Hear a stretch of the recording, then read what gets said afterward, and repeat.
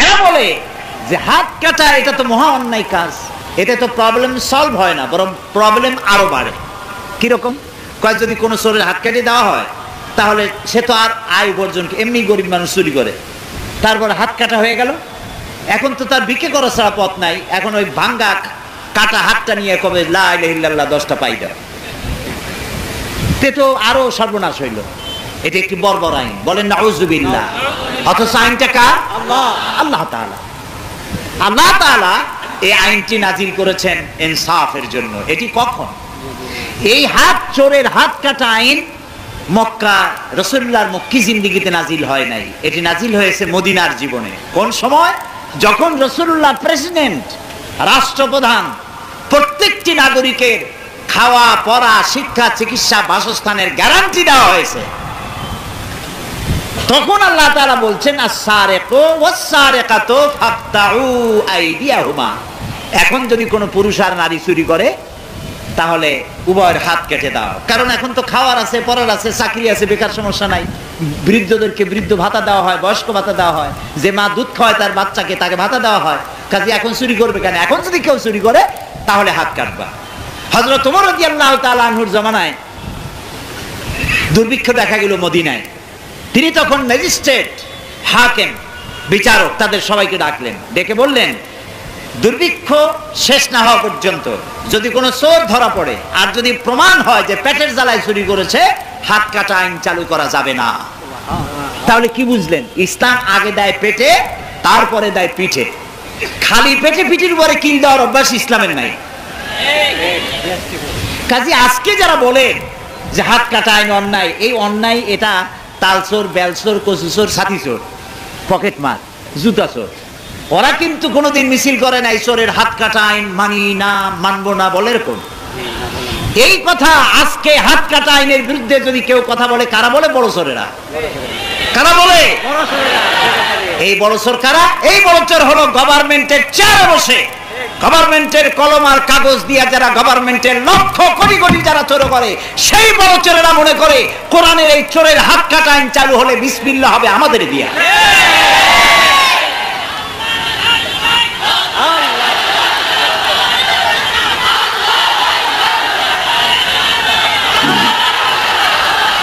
প্রিয়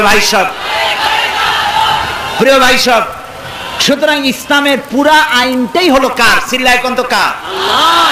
আল্লাহর চাইতে মানুষের কল্যাণকামী বুদ্ধিজীবী ছাতামাতা এইসব হবে নাকি? সুতরাং কোন রাজনীতিবিদ কি কইলো আমার জানার কোনো দরকার নাই। আমার জানার দরকার আমার আল্লাহ কি বলেছেন, আমার জানার দরকার আমার রাসূল কি বলেছেন। প্রিয় ভাই সব, ওয়ামান আমিলা বিহি উজরা, এই কোরআনের আইন মেনে যারা চলবে তাদেরকে পুরস্কৃত করা হবে, দুনিয়ায় তারা শান্তি পাবে। চুরি নাই, ডাকাতি নাই, জেনা নাই, ব্যভিচার নাই। আমরা তো এইরকমের একটা সমাজ চাই যাতে আরাম করে রাত্রে একটু ঘুমাইতে পারি, ঠিক কিনা? আমার দেশের জনগণ অনেক ভালো। আমার দেশের জনগণ কোন গভর্নমেন্টের কাছে বলে না, মেয়ে লোকেরা বলে না যে জামদানি শাড়ি দিতে হবে আমাদেরকে, পুরুষেরা বলে না যে প্রত্যেক দিন আমাদের বাসমতি চাউল দিয়ে ভাত খাওয়াইতে হবে। বলে আমার দেশের জনগণের রিকোয়ারমেন্ট খুবই, ডিমান্ড খুবই কম, মিনিমাম। সেটুকুন কি? মোটা চাইলের ভাত, মোটা কাপড়, আর একটুখানি ঘুমাইতে পারি, চোরের উৎপাত না থাকে, এইটুকুন হলেই সারে। চাঁদাবাজ মাস্তান এই শয়তানগুলোর উৎপাত থেকে বাঁচতে চাই, এইটুকু হলেই সারে, ঠিক কিনা? এখন তো অনেকটা সারছে নাকি? সারছে না? আলহামদুলিল্লাহ। এখন আবার বুদ্ধিজীবীরা বলা আরম্ভ করছে তাদের নাকি মানবাধিকার লঙ্ঘন হয়েছে। আরে বেটা, সন্ত্রাসীরা যখন মানুষগুলি জবাই করত তখন তোমার মানবাধিকার কোথায় ছিল? সুতরাং আল্লাহ রাব্বুল আলামিন যে ব্যবস্থা যখন করেন মানুষের কল্যাণের জন্য, দেশ এখন ঠান্ডা, আলহামদুলিল্লাহ। সবাই বলে আলহামদুলিল্লাহ, কিন্তু কেউ কেউ বলে ইন্না লিল্লাহ। যাদের ওইগুলো পুঁজি, ওইগুলো না হলে রাজনীতি চলে না, তাদের খুব মুসিবত হয়ে গেছে। যাই হোক প্রিয় ভাই সব, ফামান তাবিয়া হুদায়া ফালা খাউফুন আলাইহিম ওয়া লা হুম ইয়াহজানুন। দুনিয়া শান্তি পাবা এই কোরআন মেনে চলো, এই কোরআনে সব আছে। যারা মনে করে কোরআন একটা তাবিজের কিতাব, তাদের জন্য দুঃখ প্রকাশ করা ছাড়া কিছুই নেই। আমাদের দেশে অনেক কোরআন শরীফ আছে খালি দাগ দেওয়া, দেখছেন না, সূরা নিসা, সূরা ইমরান, সূরা মায়দা, এগুলি তাবিজ। এই তাবিজ ব্যবহার করলে বিয়ে করবা তাড়াতাড়ি, ওই তাবিজ ব্যবহার করলে পেটের অসুখ ভালো হয়ে যাবে।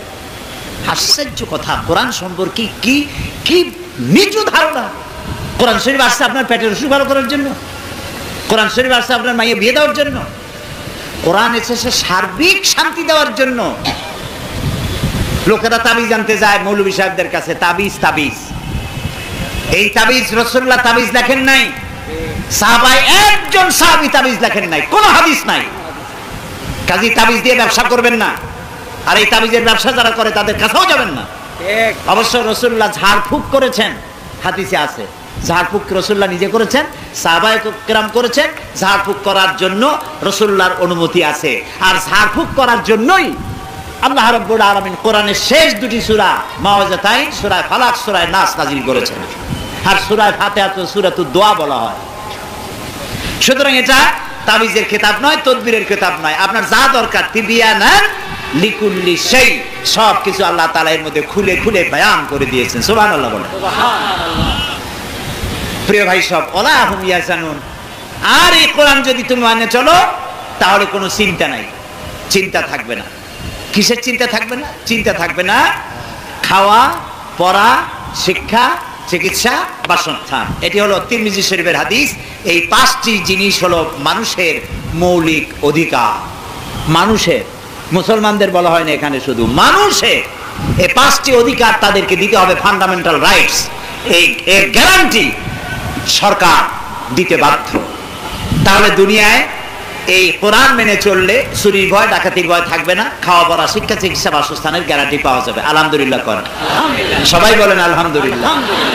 ইসলামকে ভয় পাওয়ার কোনো কারণ নাই। কেউ কেউ মনে করে ইসলাম, আরে বাপরে সাংঘাতিক ব্যাপার, হাত কাটার গলা কাটা, পাইকারি ধরে কারো হাত কাটবে। সৌদি আরব যারা গেছেন তাদের জিজ্ঞেস করি, চোরের হাত কাটা অবস্থায় হাত কাটা মানুষ চুরির কারণে হাত কাটছে, এরকমের একটা লোকের সাথে আমার দেখা হয়নি। চুরি তো থাকবে না, হাত কাটবে কেন? প্রত্যেকের প্রয়োজন যদি মিটানো হয়, যার যতটুকু বেতন হওয়া উচিত, খাওয়া পড়া থাকার জন্য যা দরকার সেটুকুন যদি দেওয়া হয়, তাহলে তো চুরি আর ঘুষ বন্ধ হয়ে যায়, ঠিক কিনা? সেটা তারা দিতে সক্ষম হয়েছে, এই জন্য চুরি ডাকাতি সেখানে নাই। প্রিয় ভাই সব, এটা গেল দুনিয়ার শান্তি। এখন চলুন আখিরাতের শান্তি কি হবে। কোরআন যারা মানবে তাদের ব্যাপারে নবীজি বলেছেন, মান ক্বারাআল কুরআনা ফাস্তাযহারাহু ফাহাল্লা হালালাহু ওয়া হাররামা হারামাহু আদখালাহুল্লাহুল জান্নাহ। নবীজি বলেছেন, যে ব্যক্তি কোরআন পড়বে আর কোরআনের হালাল আল হারামকে মেনে চলবে, হালাল যেটাকে করা হয়েছে সেটাকে মানবে, হারাম যেটাকে করা হয়েছে সেটা থেকে ফিরে থাকবে, ফাস্তাযহারাহু, আর কোরআনকে প্রতিষ্ঠা করার জন্য সে আন্দোলনে ঝাঁপিয়ে পড়বে, এরকম যেই লোক করবে, কিয়ামতের দিন আল্লাহ রাব্বুল আলামিন তাকে জান্নাত দান করবেন। শুধু জান্নাত দিবেন না, বোনাসও দিবেন। সুবহানাল্লাহ বলবেন না? বোনাস দিবেন আল্লাহ তাআলা। বোনাসটা কি? ওয়াশাফাহু ফি আশরাতিন মিন আহলি বাইতিহি কুল্লুহুম কাদ ওয়াজাবাত লাহুন নার।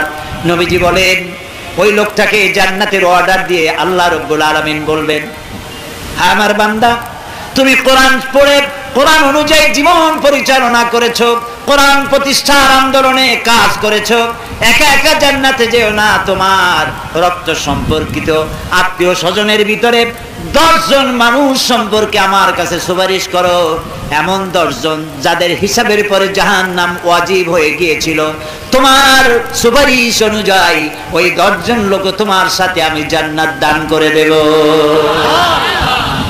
এটা হলো পরকালের নিয়ামত, পরকালে পাওয়ার নিয়ামত। এই কোরআনে কারীম দিয়ে নবী করিম সাল্লাল্লাহু আলাইহি ওয়াসাল্লাম একটি সমাজ প্রতিষ্ঠা করেছিলেন মদিনায়। সেখানে চুরি ডাকাতি বন্ধ হলো। আপনারা লক্ষ্য করুন, রাসূলুল্লাহ যখন মক্কায় ছিলেন, কত বছর ছিলেন মক্কায়? নবুয়তের জীবন কত বছর? 13 বছর। তখন আল্লাহর ঘরের মধ্যে মূর্তি ছিল কয়টা? 360। একটি মূর্তিও তিনি সরাতে পারেন না, একটি মূর্তিও সরাইতে পারেন। যখন তিনি হিজরত করবেন, আল্লাহ আমিন তারে শেখাই দিলেন, নবীজি পড়েন, রব্বি আদখিলনি مدخل صدق وأخرجني مخرج صدق واجعل لي من لدنك سلطانا نصيرا আয় আল্লাহ সত্যের সাথে আমাকে প্রবেশ করো, সত্যের সাথে আমাকে বের করো। واجعل لي من لدنك سلطانا نصيرا, আর তোমার পক্ষ থেকে আমাকে সুলতান নাসির দান করো। পৃথিবীর সব মুফাসসির একমত সুলতান নাসির শব্দের অর্থ হলো রাষ্ট্রীয় ক্ষমতা। আল্লাহ বলে দিলে নবী আপনি আমার কাছে রাষ্ট্রীয় ক্ষমতা চান, সুবহানাল্লাহ বলেন, রাষ্ট্রীয় ক্ষমতা আমার কাছে চান। কারণ কোরআন দিয়ে রাষ্ট্র ক্ষমতা হাতে না পাইলে কোরআন সে কাজ করতে পারে না। কোরআন তার রং দেখাতে পারে যদি রাষ্ট্রীয় ক্ষমতা হাতে পায়, সুবহানাল্লাহ। কোরআন আর রাষ্ট্র দুটো এক হতে হবে। আল্লাহ বললেন আমার কাছে রাষ্ট্রীয় ক্ষমতা চাও, আর আমরা বলি আমার দেশের এক শ্রেণীর লোকেরা বলে রাজনীতি আর ধর্ম আলাদা, আছে না? উগ্র মৌলবাদী, ধর্মান্ধ, ধর্মীয় সাম্প্রদায়িকতা দেশে বিস্তার লাভ করেছে। পত্রিকা পড়েন না?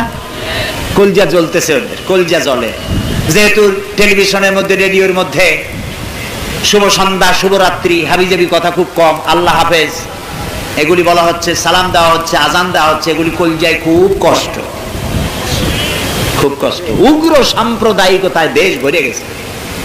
সাম্প্রদায়িকতা হয় না কিসে? সালামের পরিবর্তে যদি বলা হয় গুড মর্নিং, গুড নাইট, শুভরাত্রি, শুভ সন্ধ্যা, বাপের মাথা, কি আশ্চর্য কথা, খুব কষ্ট।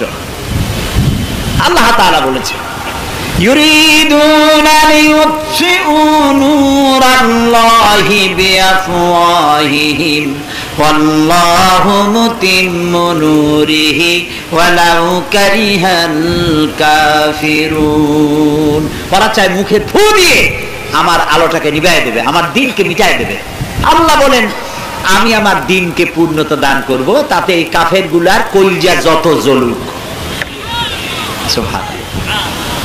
আল্লামা ইকবাল বলেছেন সাথী জাকা রাহা হ্যায় अज़ल से टाइम रोज, साथी जाका रहा है अज़ल से टाइम रोज, चरागे मुस्तफावी से शरारे बुलहबीस।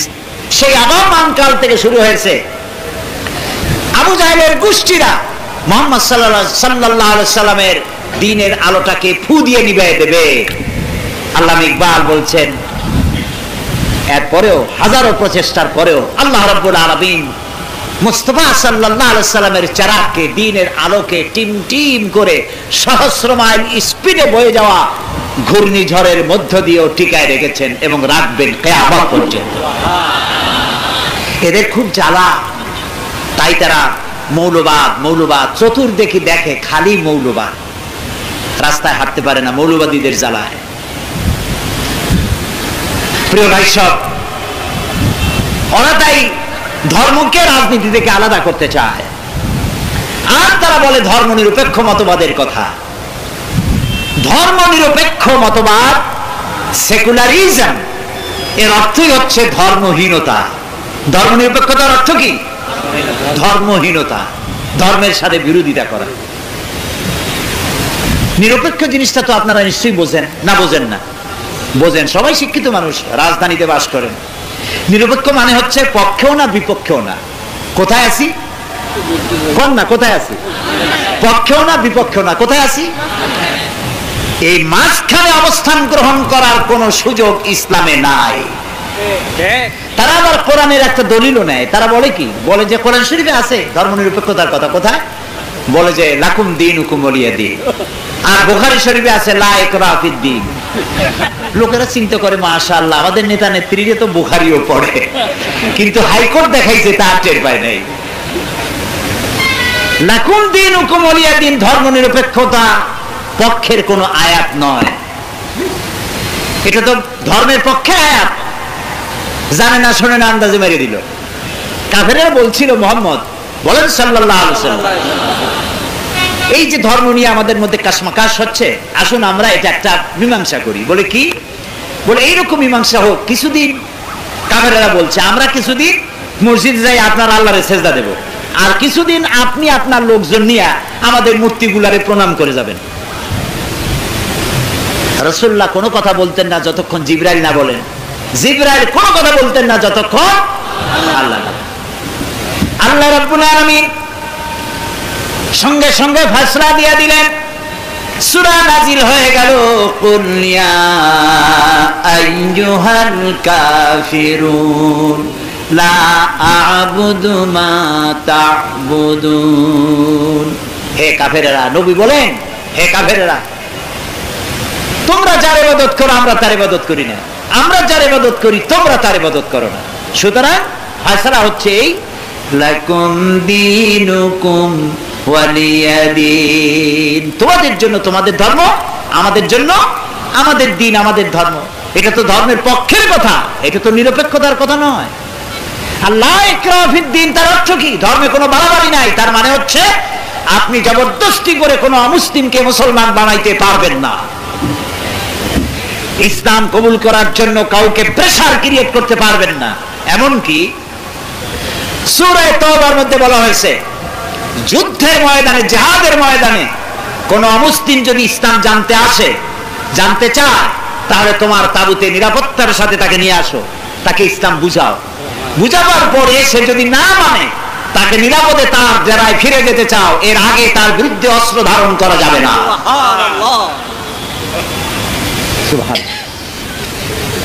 সুতরাং ধর্মের ব্যাপারে নিরপেক্ষতার কথা বলা মহা অন্যায়। ধর্মের ব্যাপারে আমরা নিরপেক্ষ কেন হব? এই জন্য আমি বুঝাইতে গিয়ে বলি, যে জিনিস যত বেশি জরুরি আমরা সেইটার ব্যাপারে নিরপেক্ষ না পক্ষে? বলেন বলেন, আমরা নিরপেক্ষ না পক্ষে? যেমন ঘুমানো খুব জরুরি বিষয়, ঘুমানো জরুরি না জরুরি নয়? আপনারা কি এইটার ব্যাপারে নিরপেক্ষ না পক্ষে? বিবাহ যারা করে নাই তাদের জন্য বিবাহ করা কি আপনারা এই ব্যাপারে কি নিরপেক্ষ না পক্ষে? পক্ষে। ভাত খাওয়া, না খালি তো বাঁচবো না, এই ভাত খাওয়া, পানি খাওয়া, পানি পান করা, এগুলোর ব্যাপারে আপনারা কি নিরপেক্ষ না পক্ষে? তাহলে দেখা গেল যত জিনিস জরুরি, এসেনশিয়াল আমার জীবন ধারণের জন্য, আমরা সবটার পক্ষে। আর ইসলাম ধর্ম, দিন, জীবন ব্যবস্থা এমন একটা অজরুরি বিষয়, যে এই বিষয়ে আমাদেরকে নিরপেক্ষ থাকতে হবে। কত বড় শয়তানের ওয়াসওয়াসা! এটা কিসের ওয়াসওয়াসা? শয়তানের। এই যে রাস্তা আছে না, এটা কোন রোড বলা হয়? ময়মনসিংহ রোড নাকি বলে? মোমেনশাহী রোড। এই যে মোমেনশাহী রোড হাইওয়ে, এটা মোটরওয়ে। আপনি এই রাস্তা দিয়ে চলার সময় হয় ডান দিক দিয়ে চলুন, না হয় বাম দিক দিয়ে চলুন। হয় আপনি বলেন যে আমি রাইটিস্ট, ডান দিক দিয়ে যাব, অথবা বলেন আমি লেফটিস্ট, আমি বাম দিক দিয়ে যাব। কিন্তু কোন অবস্থাতেই আপনি মাঝখানে দাঁড়ায় বলতে পারেন না যে আমি মিডল ইস্ট, আমি ডাইনেও যাব না, বাঁয়েও যাব না, আমি মাঝখানে দাঁড়ায় থাকবো, আমি নিরপেক্ষ। এই বলে যদি রাস্তার মাঝখানে দাঁড়ায় থাকেন, আপনার নিরপেক্ষতার স্বাদ মিটায় দেবে ট্রাক বাবা এসে, আরো বর্তা বানায় দেবে। সুতরাং ইসলাম যদি ভালো লাগে তাহলে ইসলামের পক্ষে আসুন। ইসলাম পছন্দ হয় না, আপনার মতো নেত্রী নেতার কোনো প্রয়োজন ইসলামের নয়। আপনার মতো লক্ষ কোটি যদি বেরিয়ে যায়, ইসলাম বেঁচে যাবে। ইসলামের পক্ষে থাকুন, পছন্দ না হয় বেরিয়ে যান, নিজেদেরকে অমুসলিম ঘোষণা দিয়ে দিন। নিরপেক্ষতার কথা বলে মাঝখানে দাঁড়াবে, রাস্তার মাঝখানে দাঁড়ালে যেমন ট্রাকে জীবন শেষ করবে, নিরপেক্ষ হয়ে দাঁড়াবেন, শয়তান লাথি মেরে জাহান্নামে ফেলে দেবে। পৃথিবীর কোন একজন নবী ধর্মের ব্যাপারে নিরপেক্ষ ছিলেন না। একজন নবী নাই যিনি ধর্ম নিরপেক্ষ মতবাদে বিশ্বাস করতেন। একজন সাহাবী নাই, একজন হাক্কানি আলেম নাই। হইতে পারে হাবিজাবি ডালপুরি ধরনের নামের শেষে ডালপুরি, কাশপুরি, এগুলো হইতে পারে। মানুষের সেনে দেশবাসী আলেম হিসাবে শ্রদ্ধা করে এমন একজন আলেম ধর্ম নিরপেক্ষ মতবাদ করতে পারে না, কারণ ধর্ম নিরপেক্ষ মতবাদ কুফরি মতবাদ। কোন মুসলমানের সন্তান ধর্ম নিরপেক্ষ আন্দোলন করতে পারে না।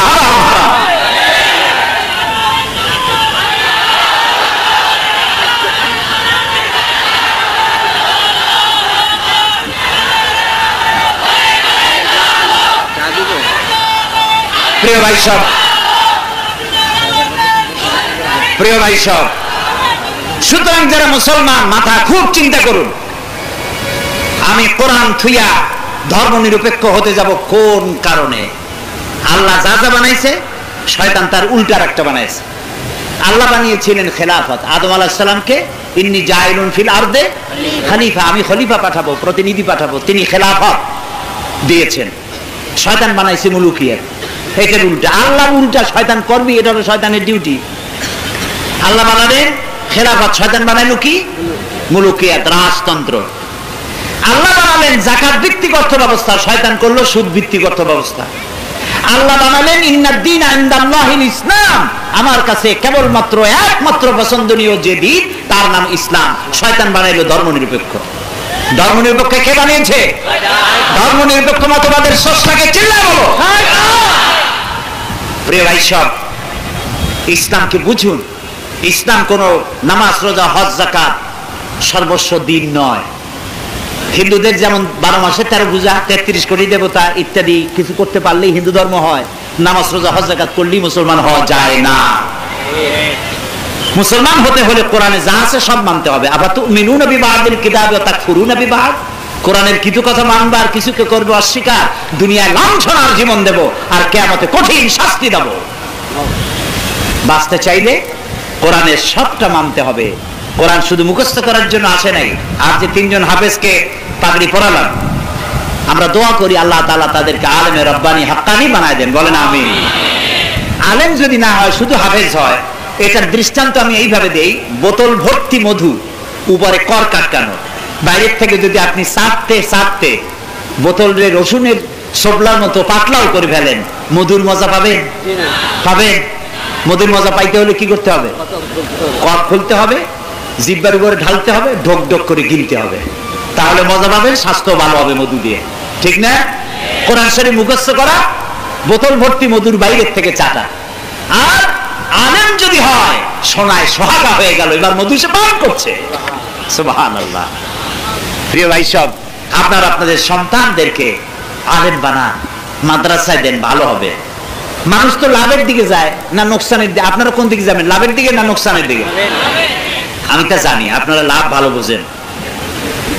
কিয়ামতের দিন, এটা হাদিস না কোরআনও না, একটি রূপক কথা। কিয়ামতে এক লোককে হাজির করা হবে, সে ব্যবসায়ী। ফেরেশতারা জিজ্ঞেস করবে, এই মিয়া, তোমার তো পাপ আর পুণ্য সমান সমান হয়ে গেছে, এখন কোথায় যাওয়া, কও বেহেশতে না দোজখে? ব্যবসায়ী কয় যে, ভাই ফেরেশতা, আমি তো বেহেশতও চিনি না, দোজখও চিনি না, যেখানে গেলে আমার 2 টাকা লাভ হয় ওখানে আমার কথা। মানুষেরা লাভটা খুব ভালো বোঝে এবং লাভের জন্য সারা রাত জেগে জেগে কষ্ট করে। স্কুল, কলেজ, ইউনিভার্সিটিতে ছেলে দিলে তাতে লাভ না মাদ্রাসায় দিলে লাভ? আন্দাজে কয়েন না, আগে শুনে নেন লাভ কোথায়। স্কুল, কলেজ, ইউনিভার্সিটির আমি বিরোধী নই।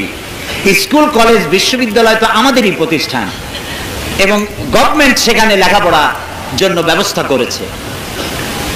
ছেলেদের কোনো দোষ না, স্কুল, কলেজ, ইউনিভার্সিটির ছেলেদের কোনো দোষ না। তাদের মধ্যে কোনো দোষ যদি হয়ে থাকে তাহলে তা হয়েছে সিস্টেম অফ এডুকেশনের কারণে। লেখাপড়া, শিক্ষা সেখানে যা আছে ওর সাথে যদি ধর্মটা জুড়ে দেওয়া হতো, 30 পারা যারা MA পাস করবে, 30 পারা কোরআন শরীফ বুঝা ব্যাখ্যা সহকারে তাদের বুঝতে হবে, সিয়াসত তার হাদিস তাদের পড়তে হবে। এই 2টা কিতাব যদি তারা পড়তো, তাহলে আমার ইউনিভার্সিটি থেকে গুন্ডা বাইর হইতো না, সন্ত্রাসী বাইর হইতো না। আমি ছেলেদের দোষ দেই না, ওখানে সব গুন্ডা আমি তাও বলি না, ওখানে ভালো ভালো ছেলেপেলেও হয়, আছে না? কথা আবার খুব সতর্ক হয়ে বলা লাগে। সাংবাদিক ভাইরা আমার বন্ধু তো খুব, বলি একটা ওরা লেখেন আবার আর একটা। এরকম একটা রিপোর্ট কালকে না করে বসেন যে সাইদি বলে গেছে ইউনিভার্সিটিতে সব গুন্ডা তৈরি হয়। মানুষ শোনে একটা, বোঝে একটা, রিপোর্ট করে আর একটা, নিজের মন মতো। এরকম হওয়া উচিত না। আমি বলেছি বিশ্ববিদ্যালয় আমাদের, ছেলেগুলিও আমাদের, মঙ্গল গ্রহ থেকে আসে নাই। হয় আমার ছেলে, না হয় আপনার ছেলে, না হয় আমার ভাইয়ের ছেলে, ঠিক কিনা? ওরা সোনার টুকরা ছিল, কিন্তু এদেরকে পাথরের টুকরা বানানো হচ্ছে কোরআন এবং হাদিসের অভাবে। ওই ছেলেগুলোর যদি কোরআন হাদিস পড়ানো হইতো, আখেরাত বুঝানো হইতো, কোরআন হাদিস পড়িয়া ওখান থেকে বিসিএস পরীক্ষা দিয়ে তারপরে ম্যাজিস্ট্রেট হতো, এসপি হতো, পুলিশ হতো, সার্জেন্ট হতো, তারপরে ইউনো হতো, অফিসার হতো, ঘুষের টাকা নিত না, যেহেতু কোরআন এবং হাদিস থেকে জানতো ঘুষ খাইলে জাহান্নামে যাওয়া লাগবে। এইটা তো এখন ওখানে তো পড়ানো হয় না, ওখানে যোগ্যতা সৃষ্টি করা হয়, সততা সৃষ্টি করা হয় না। আবার মাদ্রাসাগুলিতে সততা সৃষ্টি করা হয়, যোগ্যতার ট্রেনিং দেওয়া হয় না। এই জন্য মাদ্রাসার ছেলেদেরকে যদি বিশেষ পরীক্ষা দেওয়ার সুযোগ দেওয়া হতো, আল্লাহ যেন করেন, বলে না আমি, বলে না আমি। তো মাদ্রাসায় পড়তে দিলে লাভ বেশি। কলেজ বিশ্ববিদ্যালয় দিলে কি শিখলো? কম্পিউটার শিখলো, অঙ্ক, ইংরেজি, বিজ্ঞান, ভূগোল, দর্শন, জিওমেট্রি, ম্যাথমেটিক্স, অ্যালজেব্রা ইত্যাদি সবকিছু শিখলো, কিন্তু কোরআন হাদিস থেকে সম্পূর্ণ বঞ্চিত হয়ে গেল। আর মাদ্রাসায় এখন কি শিখলো? মাদ্রাসায় দেন, এখানেও কম্পিউটার শেখানো হবে, এখানে কম্পিউটার শিখবে, অঙ্ক শিখবে, ম্যাথমেটিক্স, জিওমেট্রি, তারপরে আর কি বলে অ্যালজেব্রা, ফিলোসফি, সায়েন্স সব পড়বে, সাথে সাথে কোরআন হাদিসও পড়বে। লাভটা কোন দিকে হইলো? মাদ্রাসায় হইলো। এমনকি আপনি যখন মারা যাবেন, একজন ধার করা মৌলভী সাহেব দিয়া জানাজা পড়াইলে ওই জানাজায় মজা হবে না। আমারে যদি বলেন মৌলানা সাহেব আমার বাবা মারা গেছে, মা মারা গেছে, একটু কান্দে কিনতে মোনাজাত করেন, আমি কি কানতে পারবো? মা মরছে আপনার, আমি কানবো কোন দুঃখে? আমি তো দোয়াই করতে পারবো, আমি তো কানতে পারবো না। এটা ঠিক কিনা বলেন? কিন্তু আপনার ছেলে যদি আলেম হয়, হাফেজে কোরআন হয়, আল্লাহু আকবার। কাবা শরীফের ইমাম আব্দুর রহমান আস-সুদাইস, আল্লাহ তাআলা তাকে হায়াতে তাইয়্যিবা সেহাতে কুল্লিয়া দান করুন। কাবার ইমাম, সুবহানাল্লাহ, কাবার ইমাম, মসজিদে নববীর ইমাম, সকলকে আল্লাহ হায়াতে তাইয়্যিবা সেহাতে কুল্লিয়া দান করুন। আমি মনে করি তাদের মতো আলেম বাংলাদেশে 2-4 জন থাকলেও পারে, নাও থাকলে পারে। এত বড় বড় আলেম। আব্দুর রহমান আস-সুদাইস, তার মা মারা গেছেন, কাবার সামনে লাশ রেখে ছেলে দাঁড়ায় বলছে আল্লাহু আকবার, আল্লাহ। কলিজা ছিঁড়া চোখ দিয়ে পানি আসতে থাকে। ছেলে যদি আলেম হয় আর বাপ মায়ের লাশ সামনে রেখে যদি আল্লাহু আকবার বলে, ওর কলিজা ফাড়িয়া চোখ দিয়ে পানি বের হতে হবে, বেরিয়ে আসবে, আল্লাহ আমার মায়ের চিরজনমের মতো বিদায় দিয়ে গেলাম, কিয়ামতের আগে তো আর দেখা হবে না। ওর চোখের পানি মঞ্জুর হয়ে যাবে, ওই দোয়া করবে রব্বির হামহুমা কামা রাব্বায়ানি সগীরা। আরে ছেলেরে কোরআন শিখাইলেন না, মাদ্রাসায় পড়াইলেন না, এমনকি নামটাও রাখছেন মন্টু আর সেন্টু। কি কোড়া কপাল! কোন মাজারে, কোন পীরের কবরে দেখছেন হযরত মন্টু রহমাতুল্লাহ আলাইহির মাজার? হযরত মাওলানা ডবলু তিনি এখন ওয়াজ করবেন, হাবিজাবি নাম রাখবেন, এটা শয়তান হবে, মানুষ হবে না। এই জন্য পিতামাতার হক তার সন্তানকে ইসলামী নাম রাখা, বাংলা নাম, ইংরেজিতে নাম রাখবেন না, আরবিতে নাম রাখবেন এবং আলেমদের কাছ থেকে জিজ্ঞাসা করে নাম রাখবেন। আল্লাহ যেন তৌফিক দেন, বলেন আমিন। অনেক সময় বলে ফেললাম, আমি এখনই শেষ করব। প্রিয় ভাই সব, সুতরাং এই যে বাংলাদেশ ক্যাডেট মাদ্রাসা, ইন্টারন্যাশনাল ক্যাডেট মাদ্রাসা, এই মাদ্রাসায় আপনারা আপনাদের ছেলেদেরকে দিবেন, মেয়েদেরকে দিবেন, রাজি আছেন? আপনার ছেলে আলেম হবে, কোরআন বুঝবে, কোরআন পড়বে, আলহামদুলিল্লাহ কোন। এইখানে আপনার ছেলে মেয়ে দিবেন এবং ওদের জায়গা নাই, 1,05,000 টাকা প্রতি মাসে তারা ভাড়া দেয়, বিল্ডিং এর ভাড়া, এদের কষ্ট। আপনারা এখানে যদি কারো জায়গা থাকে, জায়গা দিতে পারেন, টাকা দিতে পারেন। তার অর্থ এই না, আপনারা জানেন আমি এই চাঁদা আদায় করতে পারি না। যার যার লেকুল্লে ফান্নের জাল, প্রত্যেক বিষয়ে আলাদা আলাদা লোক আছে, এটা আমি পারি না। আমি আপনাদেরকে অনুরোধ, দাঁড়াবেন কেন? শেষ করব মানে কি? মুনাজাত ছাড়াই শেষ করব? এশার নামাজ না পড়েই শেষ করব? কাজেই যারা দাঁড়াবেন তারা ঠিক করেন নাই। এত বড় মাহফিলের মুনাজাত থেকে নিজেকে মাহরুম করবেন না। এখন আপনাদের খুশি, যা খুশি তাই করেন। এত বড় মাহফিলের মুনাজাত থেকে নিজেকে হতভাগ্য বানাবেন না। এশার নামাজ বা জামাত পড়েন, নিজেকে সৌভাগ্যবানদের মধ্যে শামিল করেন, বলেন আমিন। তো মাদ্রাসার জন্য আপনারা টাকা দিবেন, পয়সা দিবেন, ছাত্র দিবেন, সহযোগিতা করবেন, আন্তরিকতা পোষণ করবেন সব মাদ্রাসার প্রতি। আল্লাহ যেন কবুল করেন, বলেন আমিন।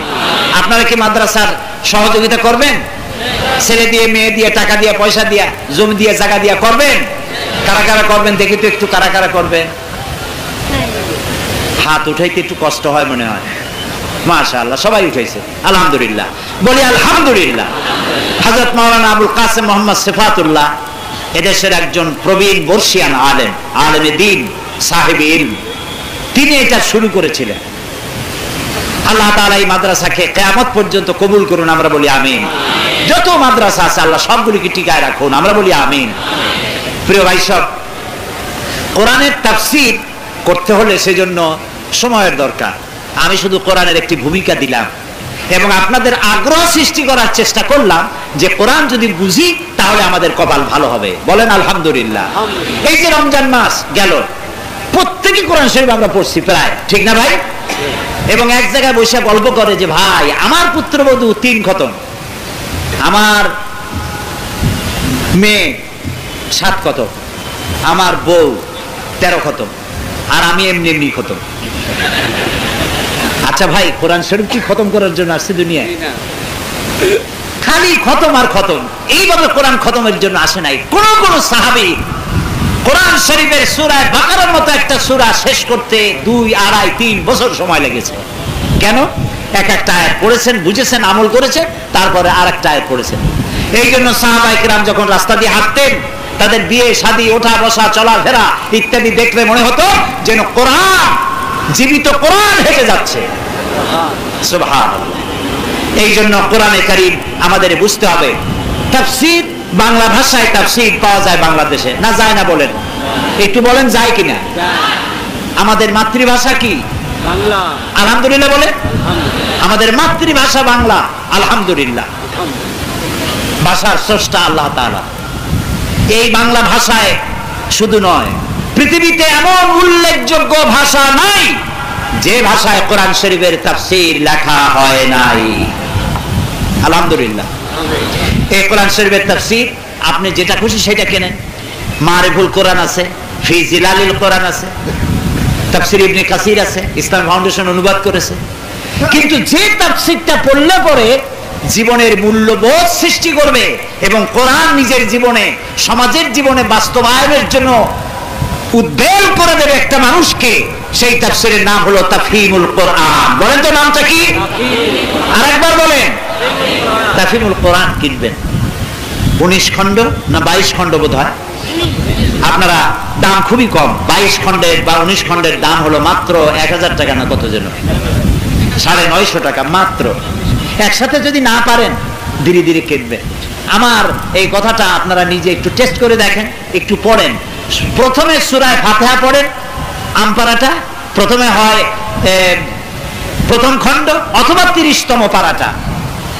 এর যে কোনো প্রথম অথবা শেষের একটা পড়লে গোটা তাফসীর আপনাকে পড়তে বাধ্য করবে আপনার মন।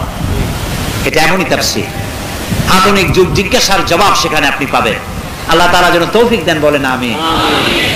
এরপরে এখানে অনেকগুলি লাইব্রেরি আসছে কোরআন শরীফ বোঝার জন্য। আল কোরআন একাডেমি লন্ডন, তারা কোরআন শরীফের সহজ সরল বাংলা অনুবাদ করেছে, একদিকে আরবি আর একদিকে বাংলা। এই কোরআন শরীফ এখান থেকে আপনারা নিতে পারবেন। আর এ পর্যন্ত প্রায় 40 বছরের বেশি আল্লাহ তাআলা তার গোলামকে কোরআন শরীফের তাফসীর করার তৌফিক দান করেছেন, আলহামদুলিল্লাহ, দেশে এবং বিদেশে। এখন আমার ওই তাফসীরগুলি ক্যাসেট ছিল, ক্যাসেট থেকে উদ্ধার করে এখন বই, ক্যাসেট নষ্ট হয়ে যায়, বই নষ্ট হয় না সাধারণত। এখন সবগুলি তাফসীর হচ্ছে। সূরা ফাতিহার তাফসীর করেছিলাম শুনে 48 জন হিন্দু বৌদ্ধ মুসলমান হয়েছে চট্টগ্রামে। সূরা লোকমানের তাফসীর করেছিলাম 5 দিন। 2 রুকুর তাফসীর করেছি মাত্র সূরা লোকমানের 1999 সনে। প্রায় 50 জন হিন্দু খ্রিস্টান মুসলমান হয়েছে এই সেই তাফসীর। তাফসীরে সাইদি নাম রেখেছে তারা, ক্যাসেট থেকে উদ্ধার করে। আমপারা বেরিয়েছে, সূরা আসর বেরিয়েছে, প্রায় 500 পৃষ্ঠার মতো সূরা আসর। সূরা ফাতিহা 5 শতাধিক পৃষ্ঠা। তাফসীরে সাইদি সূরা ফাতিহা, সূরা আসর, আমপারা এবং সূরা লোকমান এখানে পাওয়া যাবে। এই সূরা লোকমানটা যদি পড়েন তাহলে নামাজের গুরুত্ব, সন্তানের প্রতি পিতামাতার কি অধিকার এবং কি গুরুত্ব, সন্তানকে কেমনে লালন করবেন। হযরতে লোকমান নবী না রাসূল নন, একজন আল্লাহ তাআলার জ্ঞান প্রাপ্ত ব্যক্তি। তিনি জাতিকে নসিহত করে নাই, নসিহত করেছেন নিজের ছেলেকে।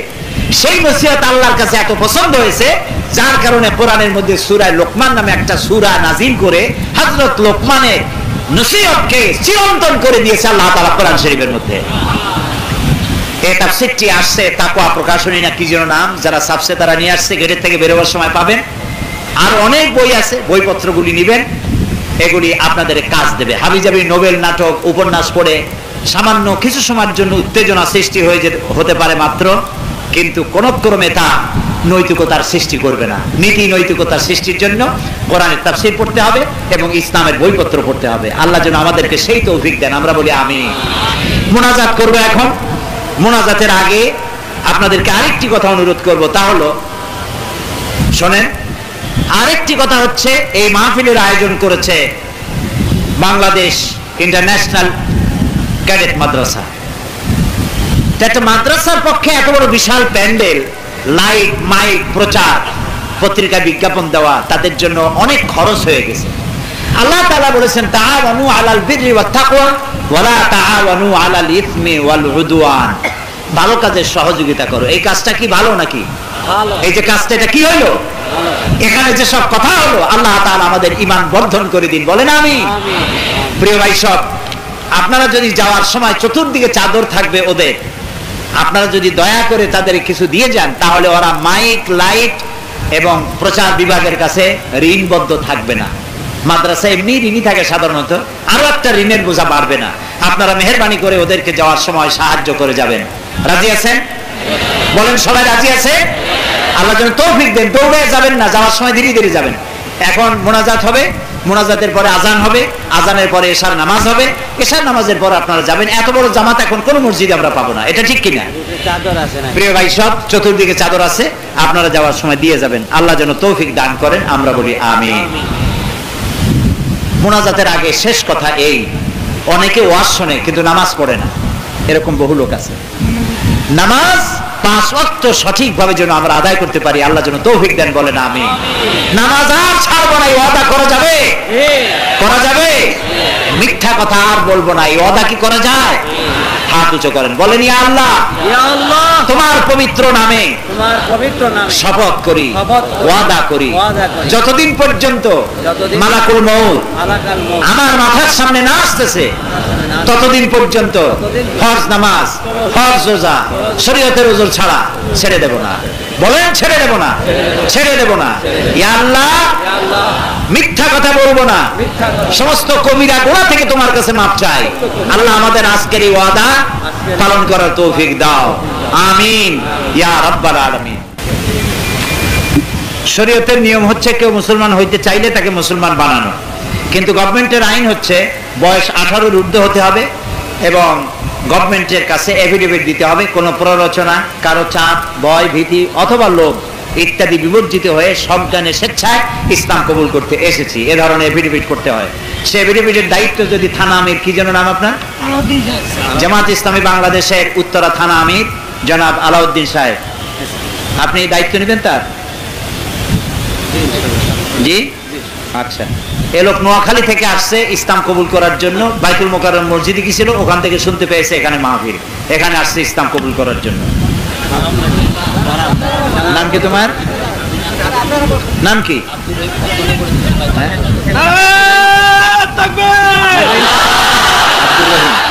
আগের নাম কি? রতন চন্দ্র। বাপের নাম? আচ্ছা বসেন বসেন। এই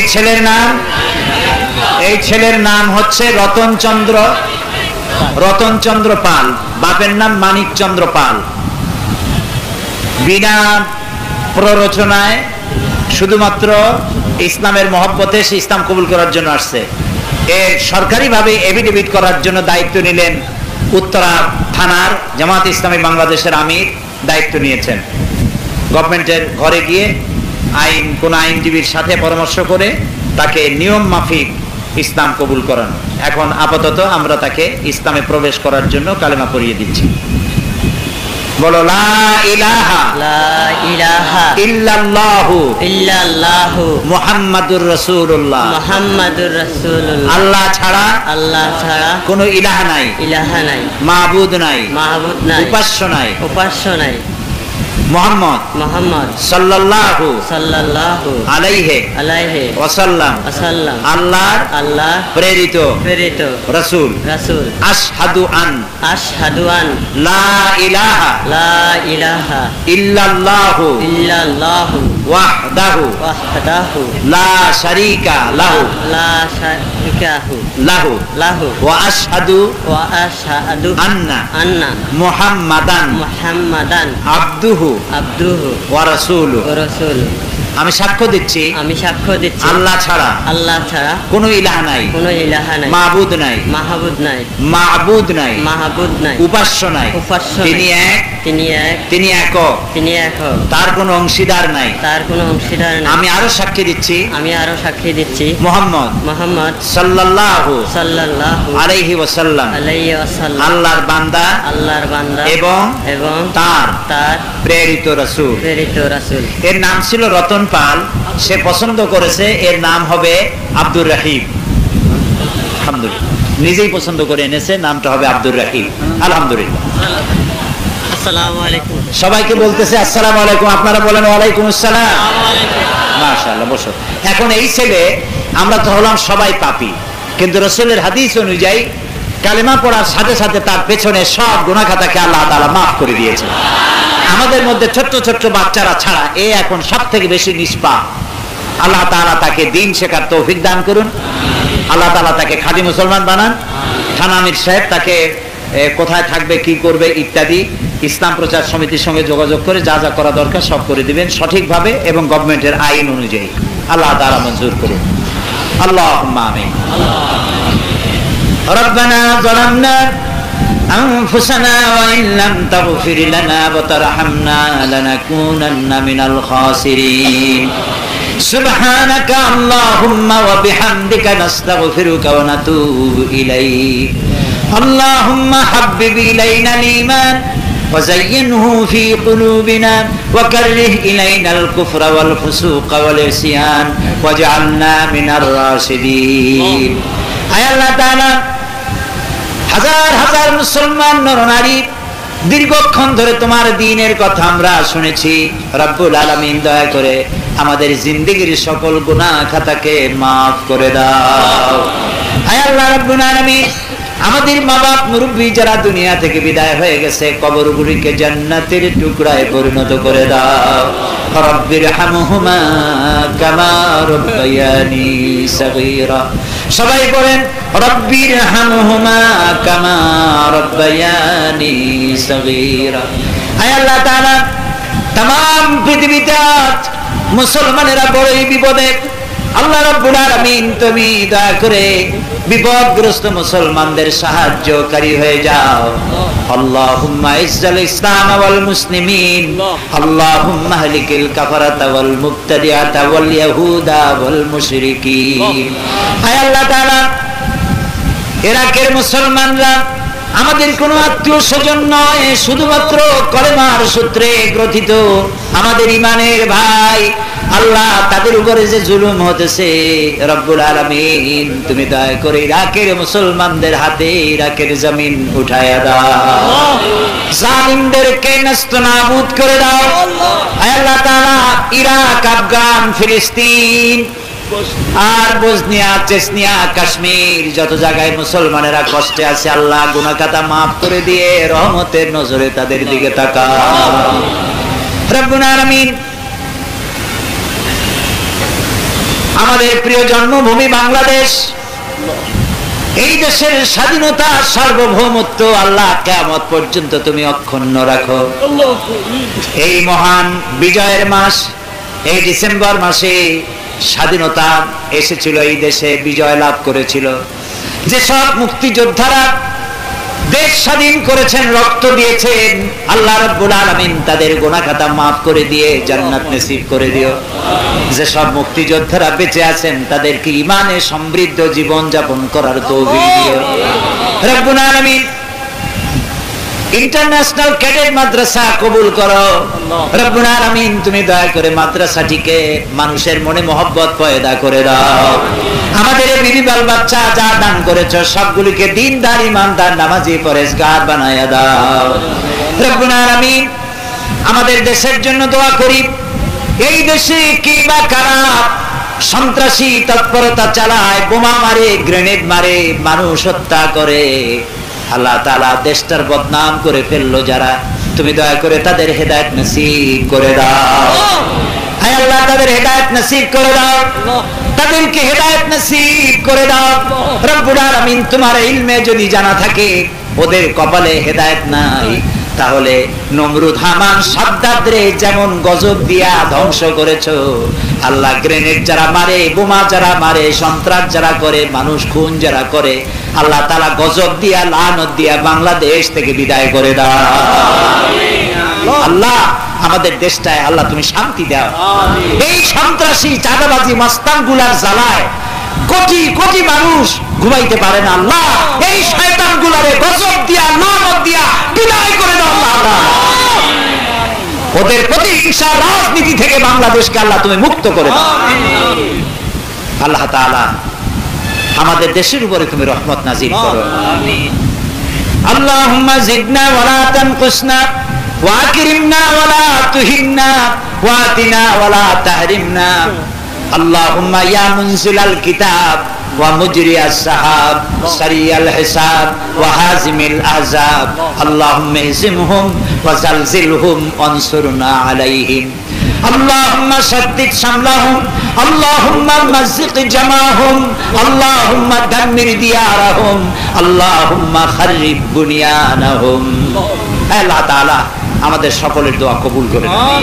এই মাহফিলে যারা আমরা রোগগ্রস্ত, আমাদের যারা বিভিন্ন রকমের অসুখ বিসুখ আছে, আল্লাহুম্মা ইশফি মারদানা, আল্লাহুম্মা ইশফি মারদানা। আল্লাহ আমাদের রোগ ব্যাধি মাফ করে দাও আল্লাহ। আল্লাহ আমাদের ঈমান হচ্ছে এই যে আমরা এখন কোথায় বসা তুমি নিশ্চয়ই দেখতে পাচ্ছ। আমাদের ঈমান হচ্ছে এই যে আমরা এখন কি বলতেছি তুমি নিশ্চয়ই শুনতে পাচ্ছ। আল্লাহ তাআলা এই হাজার হাজার তোমার বান্দা বান্দি ভিক্ষুকের মতো হাত উঁচু করেছি, আল্লাহ আমাদেরকে খালি হাতে ফেরত দিও না। আল্লাহুম্মা লা তারুদ্দানা খায়বিন, আল্লাহুম্মা লা তারুদ্দানা খায়বিন। আল্লাহ একেবারে কিছু না দিয়ে খালি হাতে আমাদেরকে ফেরত দিও না। যারা ঋণগ্রস্ত ঋণ শোধের তৌফিক দিয়ে দাও, কন্যা দায়গ্রস্ত তাদেরকে কন্যা দায়গ্রস্ত থেকে বাঁচার তৌফিক দিয়ে দাও। আল্লাহ তাআলা বেনামাজিদের নামাজি বানাও, সুদখোর ঘুষখোরদের কলিজার মধ্যে জাহান্নামের ভয় দিয়ে দাও। আল্লাহ তাআলা চার দলীয় ঐক্য জোট যারা ক্ষমতায় এসেছেন, যেই সব ওয়াদা করে এসেছেন প্রত্যেকটি ওয়াদা অক্ষরে অক্ষরে পালন করার তৌফিক দান করে দাও। ربنا تقبل منا إنك أنت السميع العليم وتب علينا إنك أنت التواب الرحيم سبحان ربك رب العزة عما يصفون وسلام على المرسلين والحمد لله رب العالمين واجعل آخر كلامنا عند الموت لا إله إلا الله محمد رسول الله। السلام عليكم ورحمة الله।